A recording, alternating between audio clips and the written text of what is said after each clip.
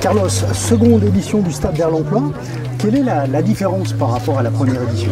Alors la principale différence qu'on a souhaité cette année, c'était de donner l'accès à tous les publics. L'an dernier, on avait accès à notre forum sur des publics de moins de 25 ans. Et cette année, on a ouvert vraiment à tout âge. Donc ça va justement de 18 à 65 ans.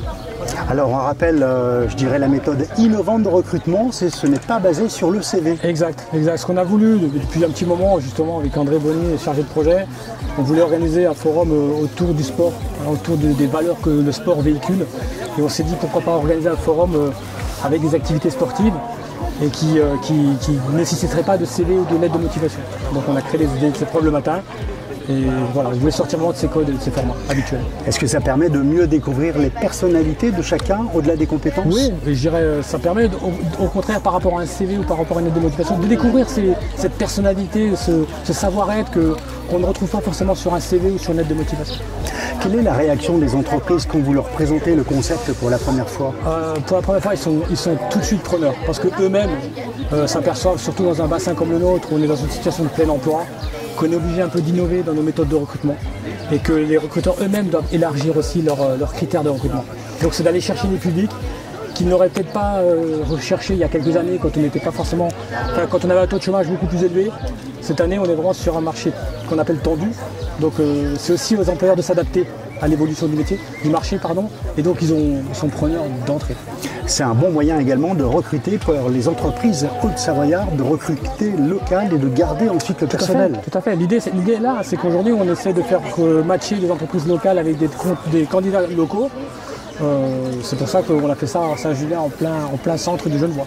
On voit que les entreprises leaders de la région sont à ce forum ici aujourd'hui. Il y a même la gendarmerie qui est présente. Ça vous donne du crédit tout ça? Ça nous donne du crédit. Et puis ça ne fait que confirmer la confiance que nous accordent ces entreprises dans leurs besoins de recrutement.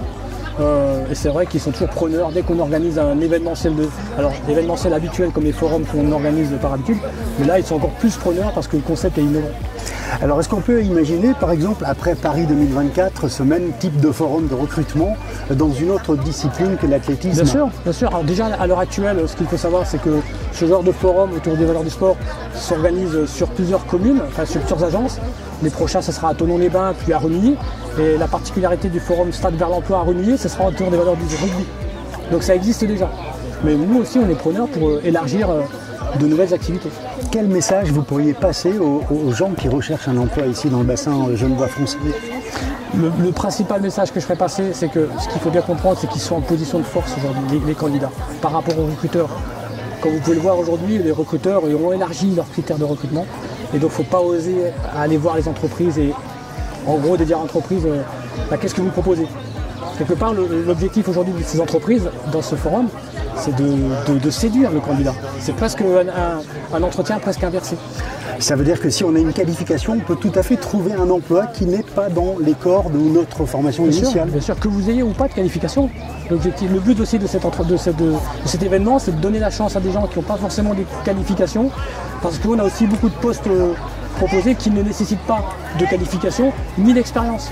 Donc on est vraiment dans une position aujourd'hui, j'espère qu'une majorité des candidats, s'ils osent franchir le pas d'aller voir l'employeur, repartiront certainement avec un deuxième entretien.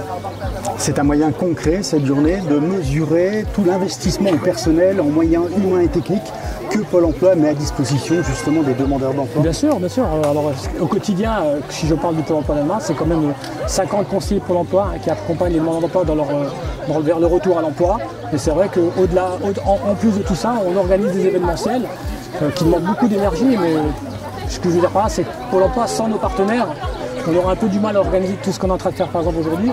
Donc c'est à ce titre-là que je remercie aussi les partenaires comme le conseil départemental, la ville de Saint-Julien-en-Genevois et le club d'athlétisme de Saint-Julien-en-Genevois. Un clin d'œil de cette journée ce matin à l'inauguration, c'était la médaille du travail remise à André Bonny. Oui, André Bonny, j'ai voulu vraiment lui marquer ce moment-là et je vous remercie de m'avoir donné cette opportunité parce que ce qu'il faut savoir, l'homme qui est derrière tout ça, derrière tout cet événement, et là je fais aussi référence aux différents événements qui ont déjà eu lieu au centre de convention à Archamps, c'est André Bonny, mon chargé de projet. Donc à travers cette médaille que je lui remets aujourd'hui, c'est une façon de le primer, de le féliciter et de le remercier pour tout ce qu'il a fait pour l'emploi. Merci Carlos. Merci Thierry. Merci.